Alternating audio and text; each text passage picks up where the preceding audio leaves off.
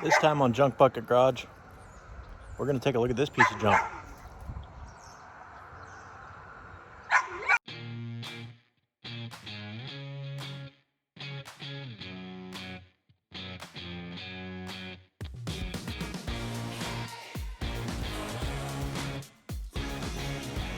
We'll take a walk around.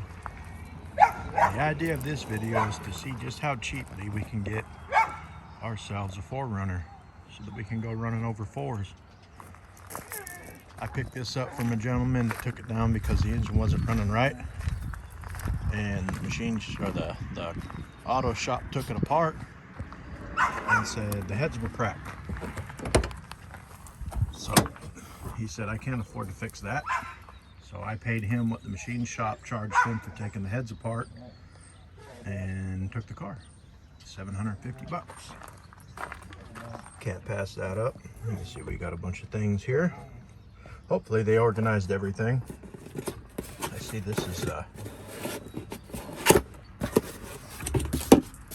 box of stuff. You know, when I take things apart, I try to put them in little baggies and then write on there what they're from, so that when I put the piece back in, I can grab the baggie of bolts of hardware that came off that piece and I know where they go. Well, that's not gonna work. Absolutely hate those wheels, but they got good tires. Good news is he still had the original wheels, so I think if we take those tires and the original wheels, we can probably make something happen there. Looks like it needs a nostril. Probably find one of those. Yeah, that looks fun.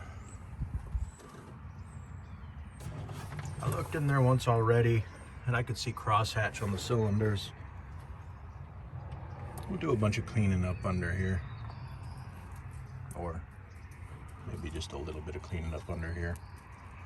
Look at this, it has a brand new AC Delco, only slightly used. That was worth the whole price of the vehicle. We're gonna do the filters. Obviously, when you get this far into an engine, you need to change the oil. Silly. But we got all the exhaust pieces and parts and things and stuff and junk. I already ordered the gaskets, the fluids, the oils, the whatever things that I might need to put it together. It's a limited flavored one, automatic. It's got this thing that makes it worth an extra 500 bucks. It's all leather interior. I think we can clean it up pretty good. This seat that I'm sitting in's got a tear in it. Maybe we can get that fixed. I don't know. It's got the Eclipse tunifier. I have no idea how that works. Something I always loved about these Toyotas, and I don't know why, is just the satisfaction of that AC button. On, off, no automaticals. It has the clock. That's extra special. It has this thing that does stuff. What tilt? What's tilt? Does that tilt me up and down? No, surely it doesn't. Don't call me Shirley. The interior is pretty clean. I haven't folded this back seat up. I just looked in there and went, oh yeah. It's got all the miles on it. Way too many. That'll be all right though. It's a Toyota. Once that new motor's all fixed-ified, it'll run forever. It came with all the French fries.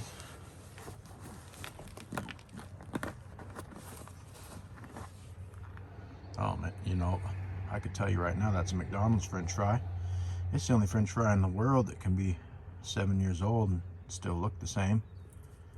Explain to me how McDonald's French fries are the best French fries when they're warm and fresh, and 10 minutes later they become the worst French fries.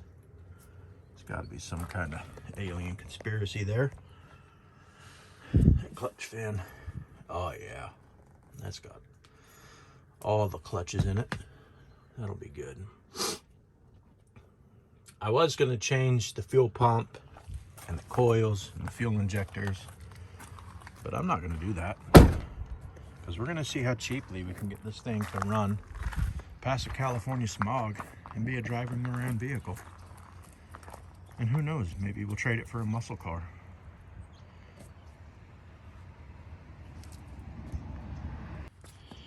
Here's the original wheels that came with it. They even got the caps in them. And people, if you've never driven around a 6-lug Toyota with these types of wheels on them, those caps are sometimes they don't want to be around anymore and they just take off on you. And then you get the aftermarket ones and you put them on and you think all good, and then the next day that one takes off on you too, because the aftermarket world don't know how to do nothing right. First problem, I need to get that big old heavy piece of junk. You think it's got some stuff in the back? That's what happens when you put half the engine in the trunk. I'm hoping. And it's not just wore out springs. But somehow I gotta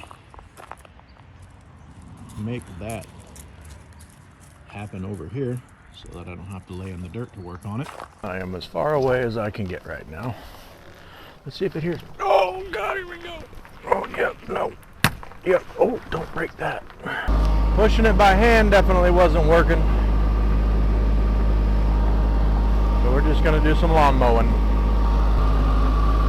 That looks about right to me. I need to train some of these dogs to just turn that steering wheel for me. Tell you what. Here, Toyota. Come on, Toyota. Here, boy. Well, now we got this problem. I got to get this back tire up on the slab. It drops off a little right there. Once I get it up on there, I can push it around by hand. No problem. Except that I still got to get this mower out of here, and I mean that's not the new bumper for sure, but don't want to hit the shiny car.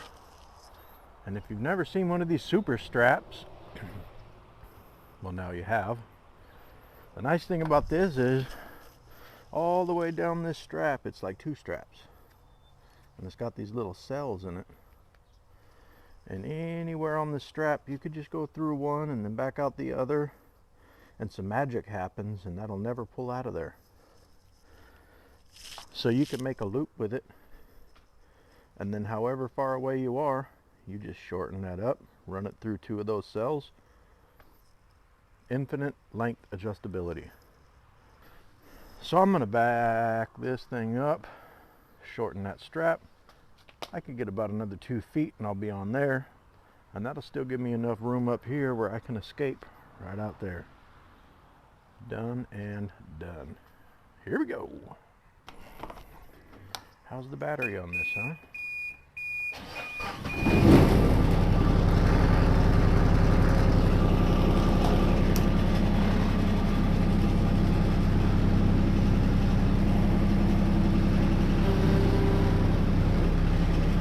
Before you back up, you got to at least set the emergency brake where the car don't roll away on you.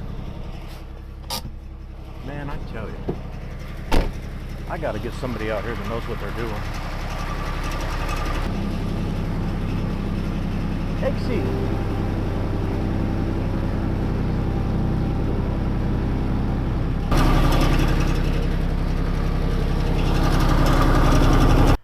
Now we're on there. See what I mean about that strap? You just shorten it up, run it right back through 2 other cells, and you're towing away. Well, come on now. It said 1-hand operation on the box. That's it. Unstrapped. I'm going to set the e-brake on this so it doesn't roll away, even though it's already unstrapped.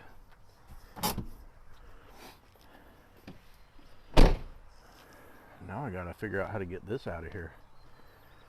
Thankfully that rear wheel steering lets this thing just spin around on a 2 dimes and a quarter. I think I can just squeeze it right out there. Well, would you look at that? In this vehicle, my safety is guaranteed. I feel better now. Look at this little nugget. I never had a Toyota this new. Differential locking system. Use only to free your stuck vehicle in an emergency escape. That sounds perilous. I didn't know emergency escapes were something that was going to happen. I mean, shoot, I thought that was only in the movies. But since my safety is guaranteed, I mean, sure, let's do it. Well, a guy bought parts for this truck and a 12-pack of icy cold beverages, and that was all I could afford, so I shouldn't have bought the fancy beer, I guess. And I can't afford a bottle opener now, so sometimes you got to improvise. And if you got one of these clamps, you know, you just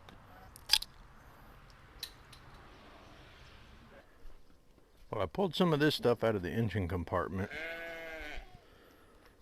and yeah, I don't know what it does. I don't know where it goes. I didn't take this truck apart. That don't look good. We're definitely reusing that. But if you've ever put one of them jigsaw puzzles together, you can do this. I used the ever useful zip ties and pulled that wiring loom out of the way. And let's just take a look around in here. I mean, the first thing I see is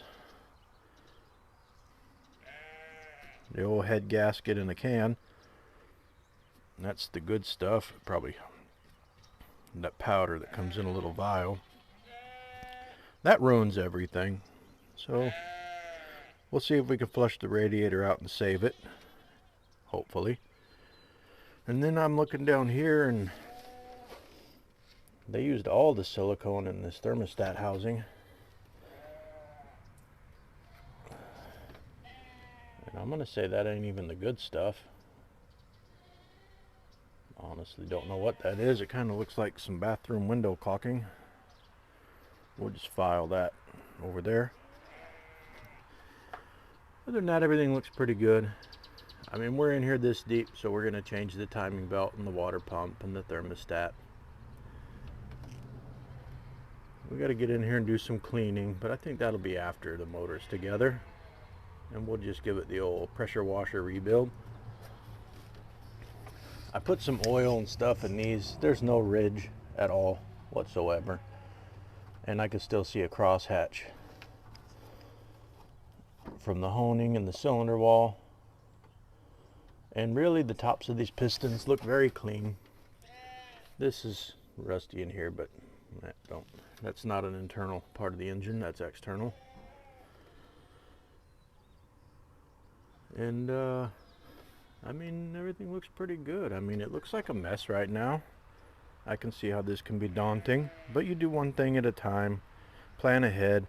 If you run into something where you think you don't know what part goes on next, my recommendation is put the parts on without the gaskets, loosely bolted with a couple bolts, and then try the next part. And if it works, take those couple bolts out, then put the gaskets on so you don't ruin any gaskets. And think of it like a puzzle, just one piece at a time.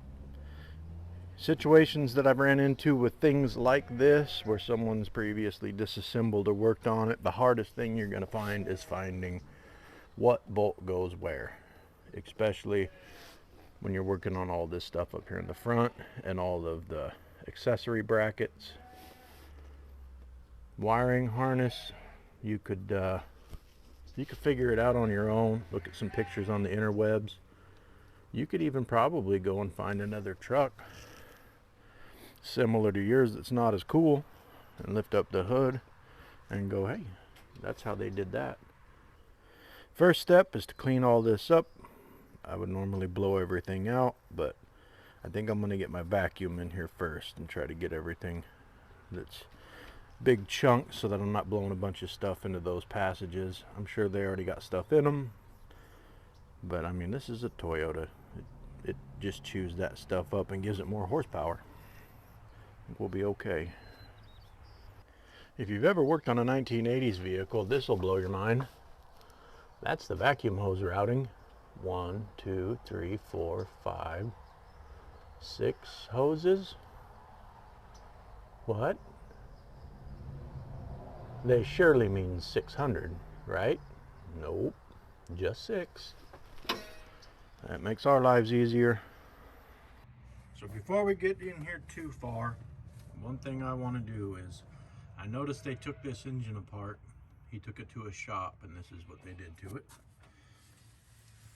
I don't see the timing marks lined up at all. It's way over here. I think that's it. Yeah, that's it. This is number 1. It's pretty close to the top. I'm going to clean these cylinders that I can reach out and just put a little oil maybe in them, and then bring that up to top dead center.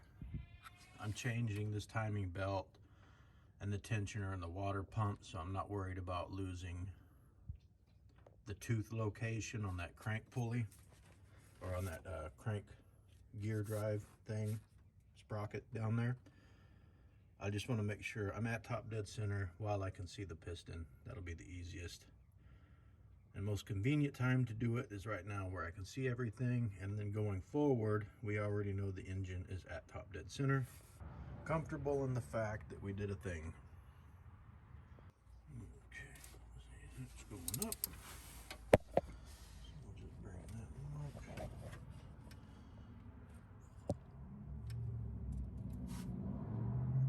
0. That's right at the top. That's top dead center. When you're getting ready to work on these and you're doing things, look around. Make sure you pay attention to just everything, because I just noticed that right there. That's a water jacket. That's essential for cooling the engine, and that's plugged up all the way. We'll need to do something about that. Maybe I'll vacuum it out, blow some air through it or something. Yeah, air sounds like the least labor-intensive way. So I got these heads cleaned up, or the surfaces all cleaned up. I scratched them real good with the scraper and got all the heavy stuff off. And then I know people are gonna say that I'm doing it wrong, but I use a Rotolac with the finer grit, whatever you call it, scouring pad type deal on it to finish the head surface. On an iron block, I've never had a problem with it. I don't know if I'd use it on aluminum, or I wouldn't use it on aluminum. I got some oil. I got to clean that up. I'll probably get the heads on first, and then I'll get into that so that I'm taking less of a chance of getting that crap all over that. Then I got to get all this off, because as I said, I'm going to change that timing belt as well. Anyway, I got to get the heads ready to go on now. Remember, when you're working on these cars, any one of them, you always want to make sure the head gasket, some of them are directional and some of them only go on one side or the other. And then if you're standing here looking at the front of the engine, the left side is on your right. That's the driver's side. It's the left side. Some people get it confused. It's basically left and right in a vehicle is from sitting in the captain's seat. That's how you want to think of that, because there's water passages that get plugged, that need to be plugged. There's water passages that need to be restricted. There's lots of scientificals going on that has to do with those head gaskets. So I'm about to get the heads ready. They're in here out of the rain. And the only things I really need to do, my machine shop was a nice enough feller in there. He went ahead and set all the lash. There's no hydraulics on this. It's whatever they call that. Solid. I mean, there's really not even a lifter. It's just a cup that sits on top of the spring that the cam pushes up and down on. And when you're setting the timing in these, there's a bolt that's got to go through here. This cam sprocket has, you can see it's actually 2 sprockets, and this one here does a little like that, and that's to keep tension between these 2 cam sprockets so there's never any slack. Magic. This one does magic. But don't forget to take that bolt out before you button up and put your valve covers on and everything. So all the valve lashes are set. The only thing I need to do is lubricate all of this stuff really good. It probably doesn't need it, but I like to put some moly lube in everything, just insurance, to make sure nothing's gonna do any eating on itself before you can get oil to it. And then torque these down. These are in inch pounds, not foot pounds. Believe it or not, I've seen somebody do 80 inch pounds and set their torque wrench to 80 and try to torque these down. Guess what happened? The only thing I like to do that some people might not do, if there's any way possible, I put the exhaust manifolds on the head before I put the head on the engine. That way you don't have to mess with any of those exhaust manifold bolts over here. It just is super helpful. Alright, it's the next day. I got to work on this thing a little late last night, so I wasn't able to finish it. I did, however, get the heads on, torqued down with all the right torquifies, and then if you look here, apparently I wasn't ready to film yet. It's raining today, so gotta cover her up. Got all the heads on there just right and everything, and then in the back it has an exhaust crossover that bolts both of these headers and then goes down to the exhaust. And when I was putting the heads on, I didn't put that on the manifolds. I figured I'd have room, and I'll show you in a second. I did not have room, and that's when I called it quits last night, because I was making little mistakes like that end up taking 3 times as long. So here, hopefully you can see the exhaust manifold. There's one of the gaskets just kind of hanging out down there, and then that flange bolts to the manifold, which wouldn't be a problem except that it has this crossover that goes behind the back of the heads and then bolts to this manifold on this side somewhere. There it is down there. And it's so tight up against the firewall here that I can't push it back far enough to get it over one of these studs that's in the way. I'm hoping I can get down there with some magic and some vice grips and some ingenuity and get that up over those other 2 studs without taking all of the studs out. If worse comes to worse, I have to take all the studs out. I'll still get it on. It's just going to take forever. Well, I've tried a whole bunch of different sockets to try to get onto that little nipples that's sticking off the end of those studs. I found out that I have about a jillion 7/32. I don't know why I need all those. I found one that kind of fit on there pretty good enough. And I tried to pull that stud out right there. And you can see how small the end is on there that they used to install those. And that's just not going to work. It just started to twist the end right off. So I think what I'm going to do is an old trick. I'm going to put 2 nuts on there back to back, tighten them against each other, and then use the inside nut to try to screw the studs out.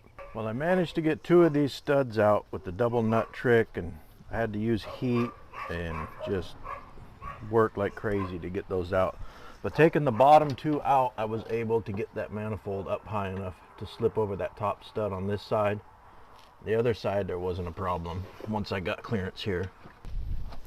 All right, we managed to get that manifold on there. It's all tightened up on the top. I still got to do that collector down there, but that's easy. This set me back a couple of hours, let me tell you. Now that we got that buttoned up, that's the big major hard parts done on the heads. We get this water pump off. I'm going to get that pulley slash harmonic dampener off. Looks like I got to get another belt off before I do that. And then get all of this shielding off down here so that I can get that timing belt all in there. Somebody took that pulley off too. It must be in the trunk. Don't get discouraged, people. Sometimes you end up with a situation like this, even when you are the one who took it apart, where you don't remember how things go and what order, and you put one thing on before it should go on and it makes something else more difficult. I was fortunate enough that I didn't have to take the heads off after getting the, everything torqued down and the head gaskets set. That would have been just even more heartbreaking. Well, now we run into our next problem, which is this timing belt set that we got sent by the Jungle website is for the wrong vehicle. I'll tell you what, man, you just can't catch a break right now. This thing's fighting me every step. Well, we're back to work on the 4Runner. We got the right parts now. The only thing that the timing belt kit didn't come with is this tensioner for the tensioner pulley. So we got to get that off of there, and I'll show you how to compress that and reuse the old one just in case you ever run into this problem.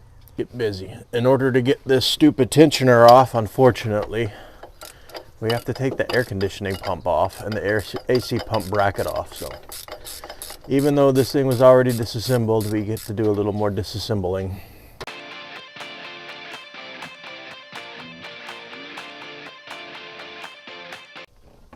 That's one thing I do enjoy about working on Toyotas is the bolts.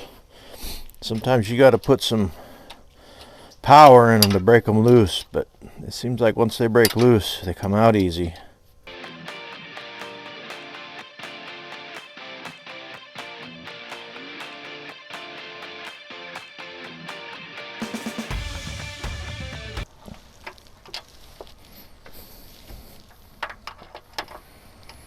Am I gonna be able to?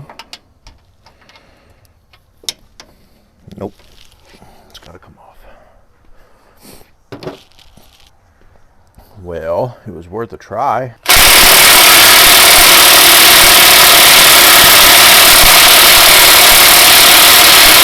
Oh, they like that bolt.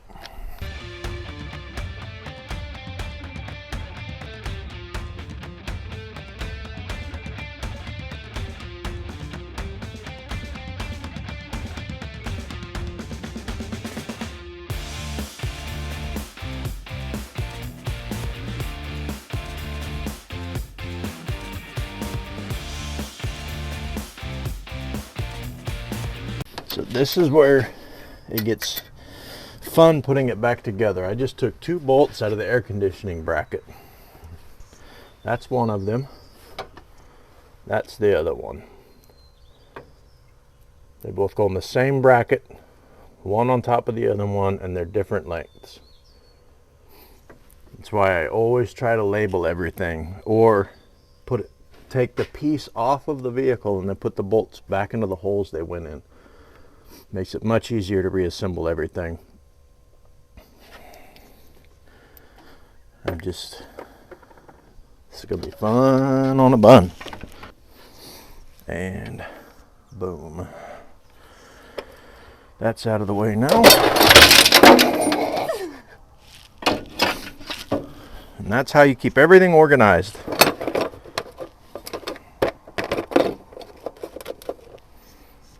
Perfect. I don't even know why I try.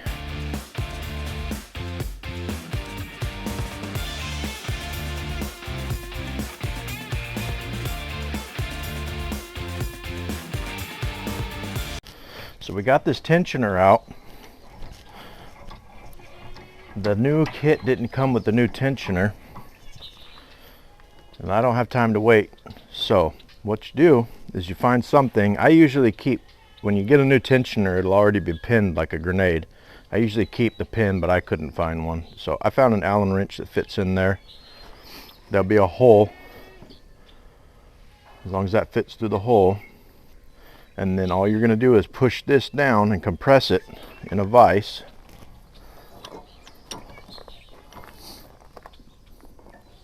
And don't reef on it hard and fast, just put pressure on it and let it collapse.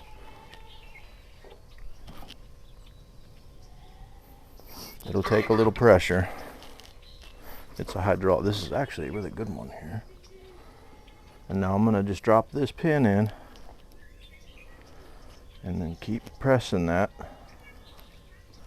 until that pin drops through all the way through out the back. Like that. And now that's ready to reinstall. And when you get your belt in and everything's lined up, pull that pin back out, reuse your old tensioner. I'm working on timing belt, water pump, things like that. Anything that's not going to be coming back apart, that you don't want to come back apart, I always use some kind of thread locker. This stuff is a serviceable part, you know, whatever, 100,000 miles or whenever you feel like changing your timing belt to be safe. So I'll use a blue that can be disassembled. Red thread locker is pretty much permanent stuff. However, when I put the crank pulley back on and I put that crank bolt in, I'm going to put some red Loctite on that, because that one you pretty much got to take apart with an impact gun anyways, and you never want that thing to back off. And I've seen it happen. It's not pretty.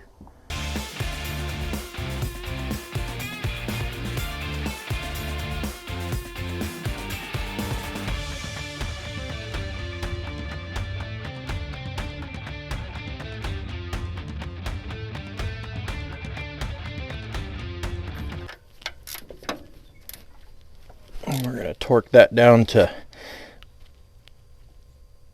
until a little fart comes out.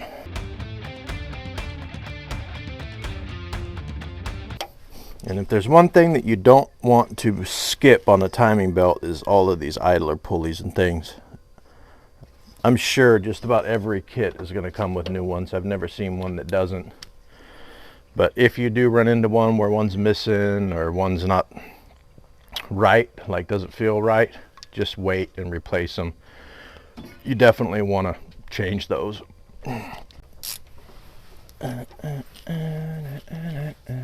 Watch me tighten down a thing, tightening a thing. Now if you're new to working on cars, I'm going to let you in on a little secret. Most of your time and effort and patience is going to be wasted on prepping surfaces for parts to go back together. That means cleaning everything off so that the gasket can go on and get a good seal. There's nothing worse than putting a new part on and having a leak and then taking everything back apart because you hurried through the surface preparation and then wasted all your time. How do you know this, Otto? Because I've done it so many times. Now, here's something else I got to let you know. Two things. One thing is, when you're using a paper gasket on water parts, I highly recommend using some good high temp RTV silicone.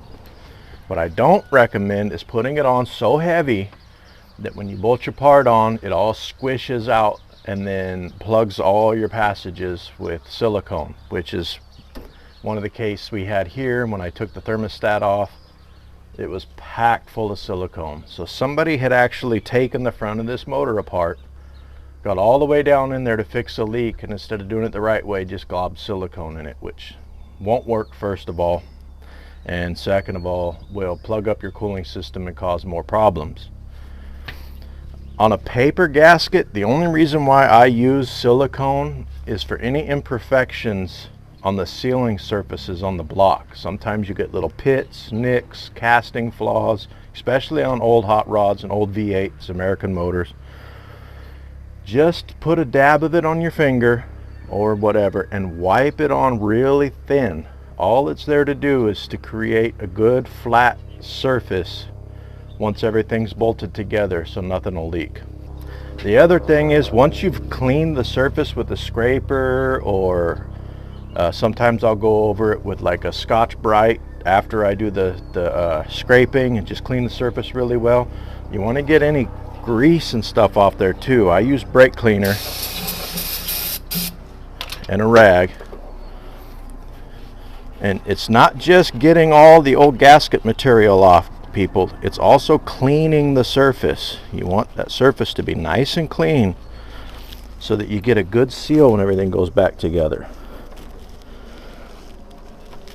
If you take your time doing this, you'll save yourself a lot of headaches in the future.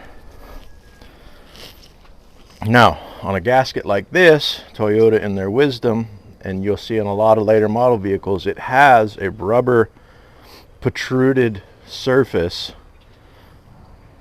that seals against the mating surfaces. When you have a gasket like this, you do not use silicone. It's already designed to fill in all those imperfections.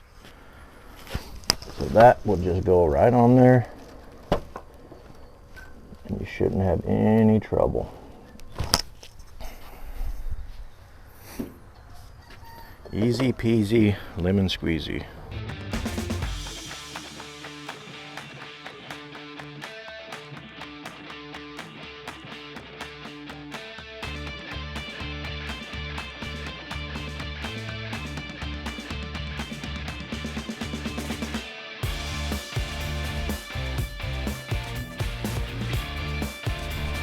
All right, reassembly continues.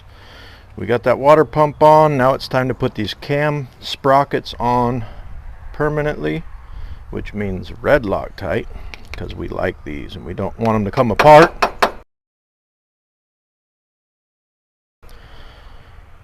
Come on now, you can do it. And then we're going to go over installing this timing belt and a couple of tricks to make it easier. So let's get some red on there. Red is gonna make it stay put.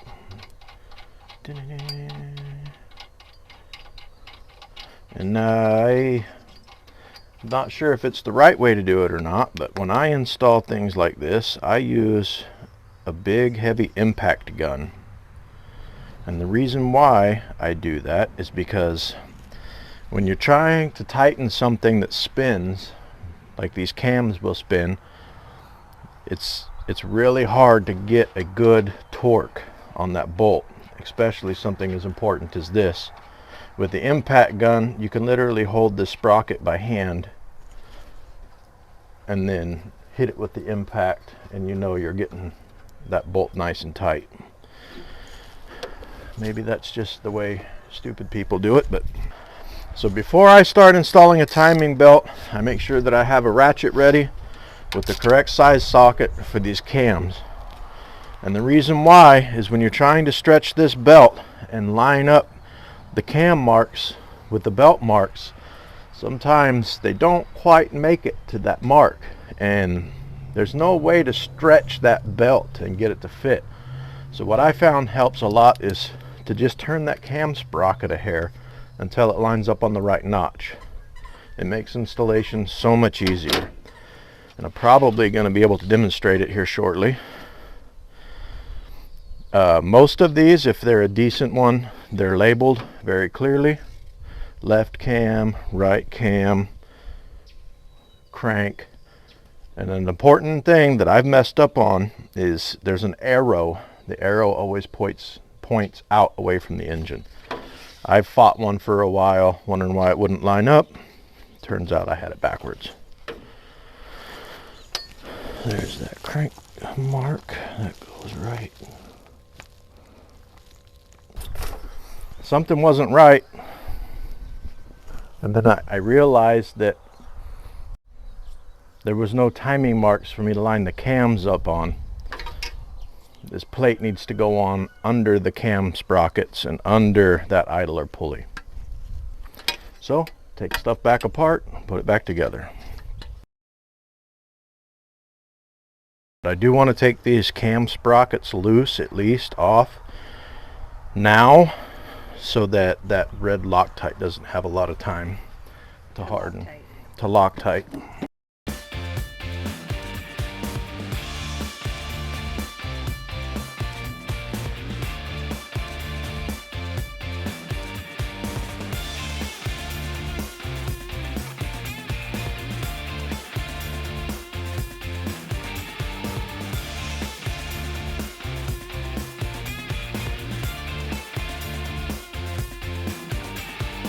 Here's what I'm talking about with that silicone. It gets in everything. It gums everything up. And it's not necessary on this vehicle.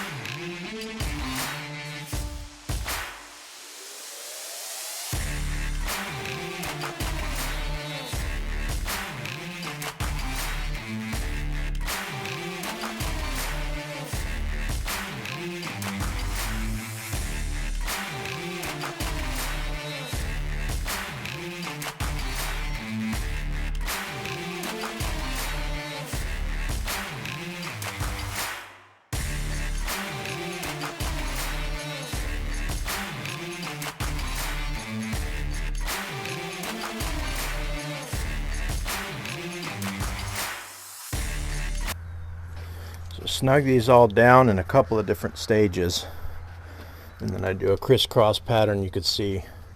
And it's really important to go online or get a book and find your torque specs on all this stuff, because I would have thought these would have been 25-30 pounds.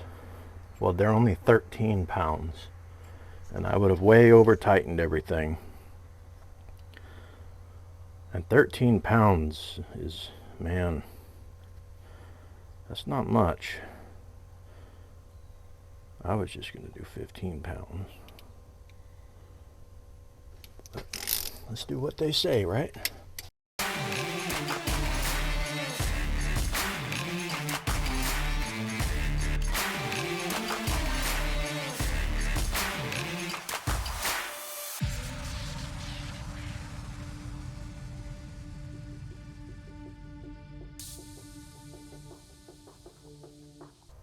Okay, let's get that plate on.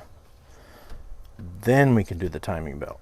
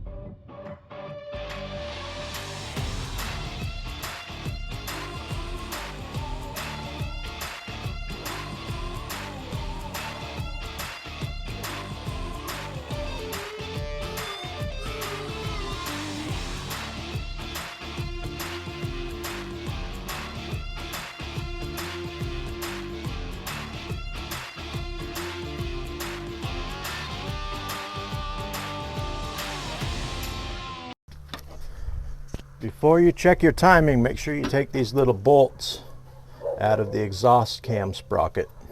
Get those out of the way now so you don't forget later.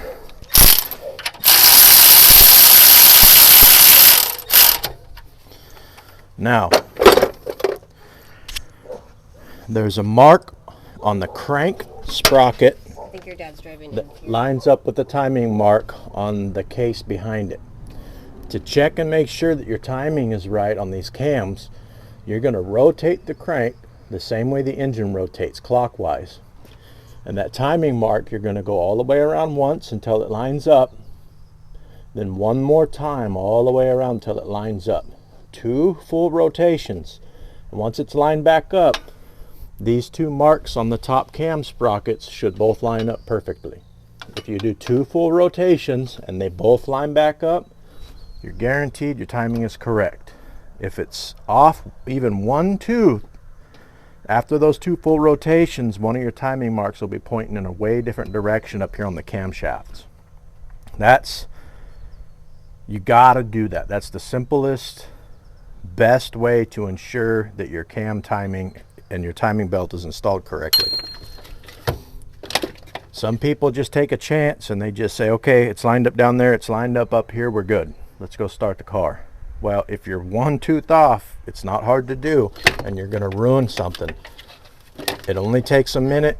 The spark plugs are out, so the engine's gonna turn over pretty easy, and we'll just ensure right now, before we go any farther, that cam timing is perfect. Now, I did 1 rotation. Now, if you look, I can tell already that my timing is right. 1 rotation put the cam sprocket exactly the opposite of where the timing mark should be. So that's going to be the exhaust stroke, top dead center. I can tell just from experience that when I do my next rotation, they're going to line right back up to these timing marks because of the way they're both pointing in the same direction. Right now, if there were a tooth off anywhere on the timing belt, one of these would be way over here, or, you know, here or here, whichever way. And you would know very, very obviously that the timing belt was wrong. So let's get 1 more rotation down here so that we're on the top of the intake or compression stroke. And these timing marks should come right up. And that's it. Timing mark match, timing mark match. Now, the marks on the timing belt aren't going to line back up. Don't worry about that. Once the belt's installed, that's the only time you use the marks that are on the belt itself. Now we're just using the actual physical marks on the hardware, and everything lines right up. So I know that there's no guesswork anymore. This timing is exactly right, and I can continue on with confidence.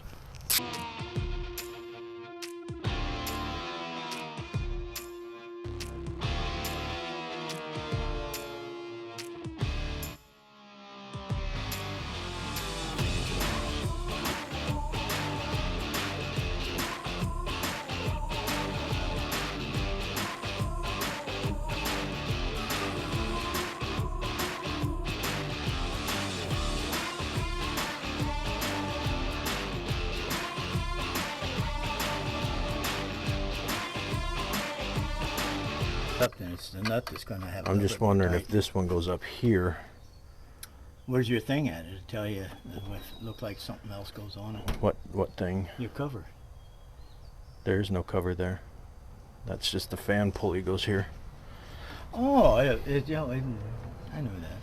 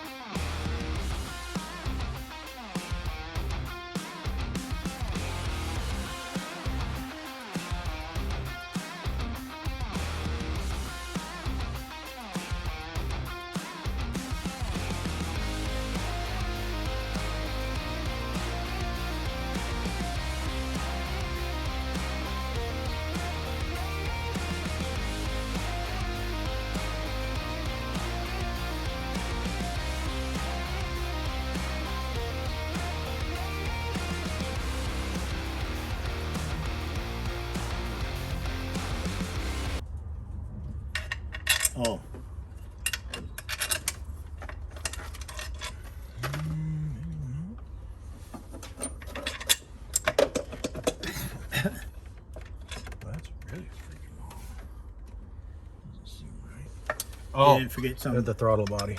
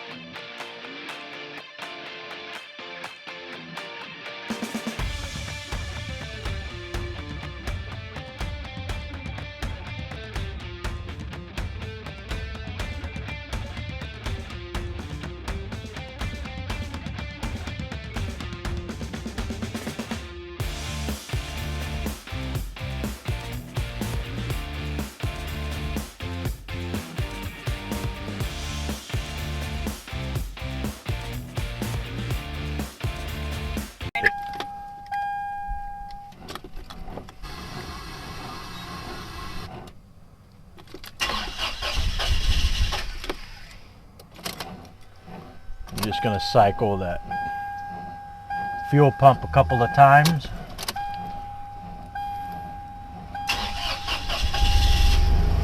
Fires right up in idles. Is it? Oh, it's chugging. Black or gray smoke coming out. That's probably just from all the work we've been doing to You it. just blew a black widow out of the exhaust.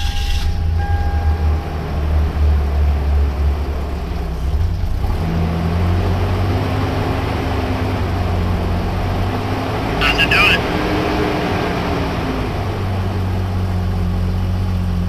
No? It's burning a bunch of oil smoke, but that's just from all the work we just did.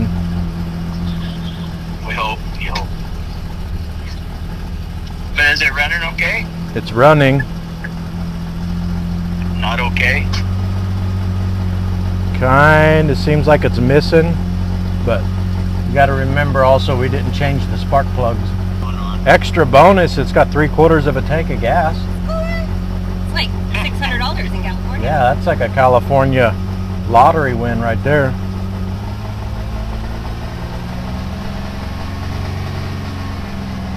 Oh, he's running pretty good over his.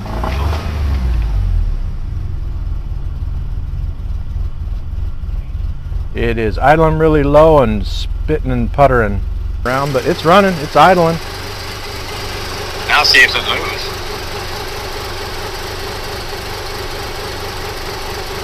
Put a little more water in it. Oh, I thought you still sitting inside.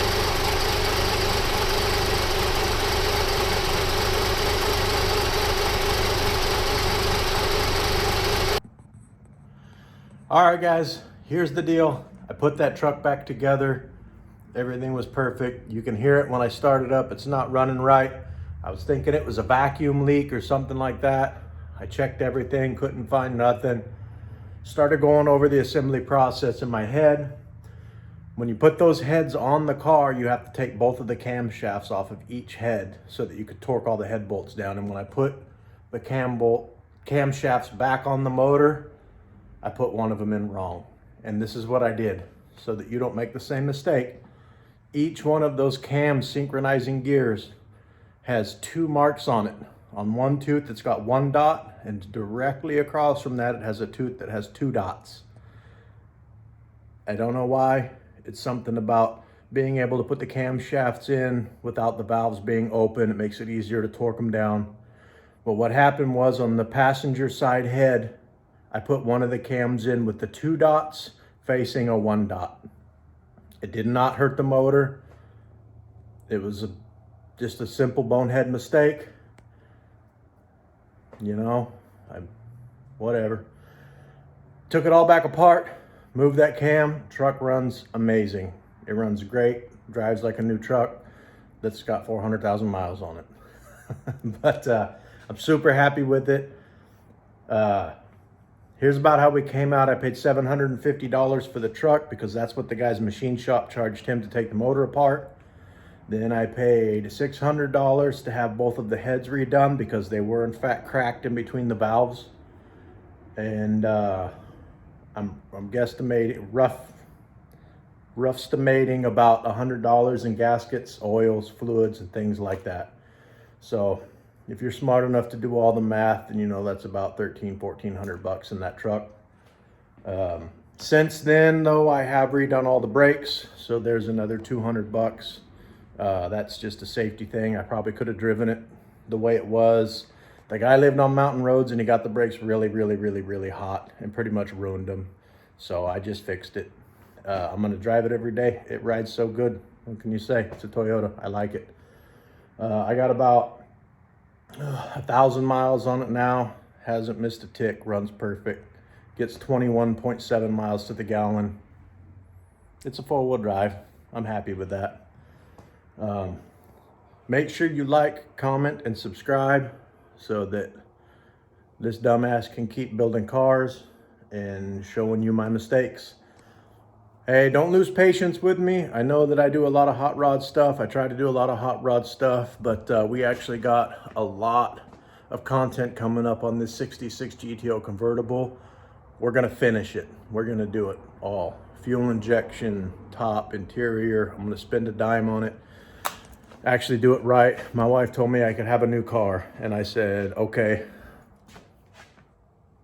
I want that to be my new car. I won't buy a new car. I want this to be my new car to drive everywhere. So we're gonna get that done.